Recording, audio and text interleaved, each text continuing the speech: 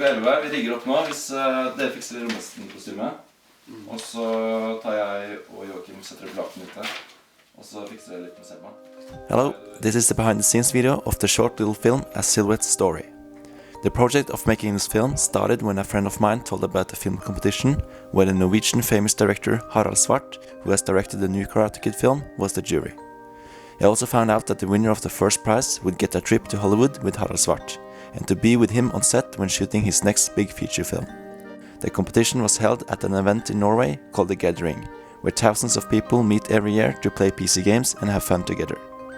The event also focuses on the creative project, and this year the film competition was unique. The rules for the competition was that the film had to be around 5 minutes, there were no given theme, so the video could be about anything.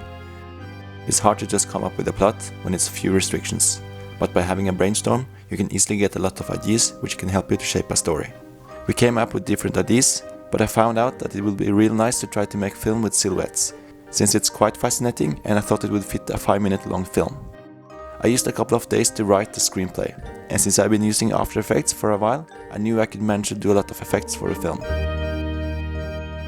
I gathered some friends to shoot the video, and they really did a great job.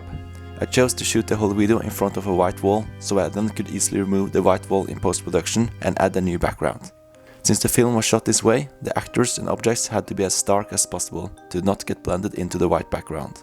Some of you guys may ask why I didn't use a green screen for this film, and the answer is that I actually don't have a green screen, and especially not as big as the frame I want to shoot in. In some scenes I want the actors to be able to move even more than the space they had in front of the white wall, so we bought several sheets at IKEA and attached it on the side of the wall to make it wider.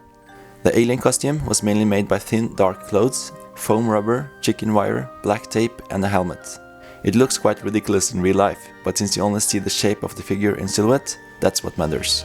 And since you don't see all the details, it's important that the actors exaggerate their movement when acting. It's hard to see the face reactions in silhouettes, so using the whole body to act was important just like in cartoons.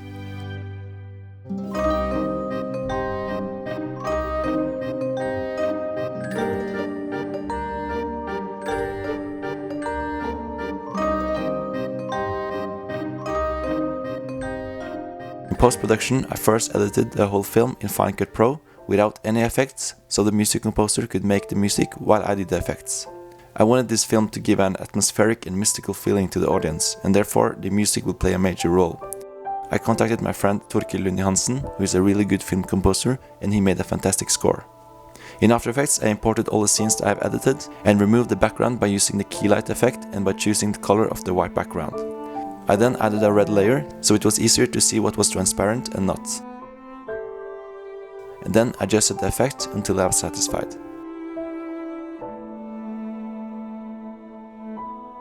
Then I masked out all the parts of the background that wasn't white enough to get keyed out, and made one mask for each character in 2 layers.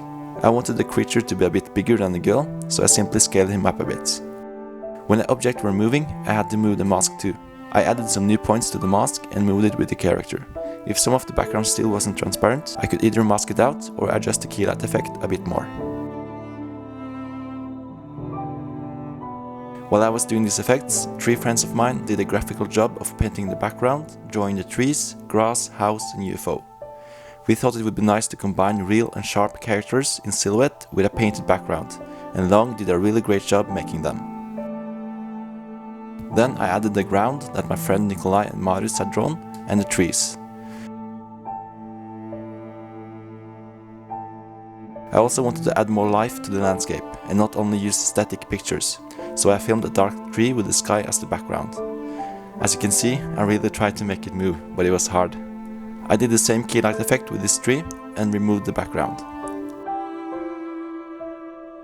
For the scene where the girl and the creature are climbing the mountain, we were actually using a ladder to fake it.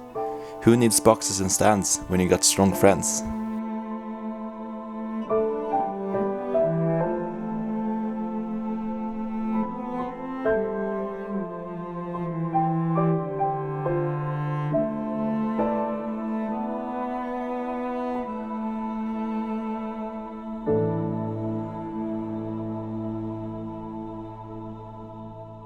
I exported all the scenes from After Effects and it took over 4 hours. Remember that working with high definition video and effects with high quality pictures requires a fast computer. When the exporting was finished, I did the rest of the work in Final Cut Pro and added all the sound effects and text. I looked through the film and wrote down what kind of sounds I want to add to the film. I did not record any sound during filming, since I wanted to focus on this in the post-production. A great thing about adding sounds in post is that you can easily work with each sound separately. For example, in this case, I want to focus on the paper because it was an important object for the story to be told. I made it louder than it would normally sound to give it more attention.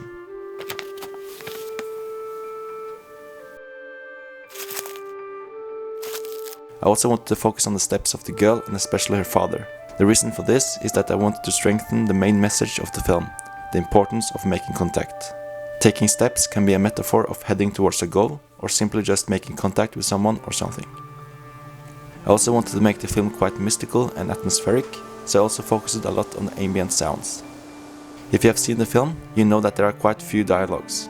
If you are able to tell a good story with few or even no dialogues, it can really strengthen the film. Because the audience don't want to be told everything, they want to think by themselves.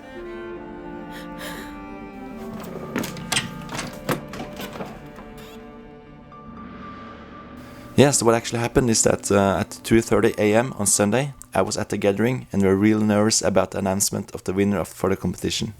Since Harald Zwart is busy in Hollywood, he was live on the big screen. He started by saying that there were a lot of good films that had attended the competition and that he had to look twice at some of those he really liked. But he was sure about who he wanted to give the first prize. And guess what? It was actually our film. A Silhouette Story won the competition and I'm actually soon heading for Hollywood. I couldn't believe it the first time I heard it. And now the newspaper have been writing about it and I still think it's a dream. It's just unbelievable. So if you haven't seen the film, you can click on it here to watch it. I have added English subtitles so we all can understand it.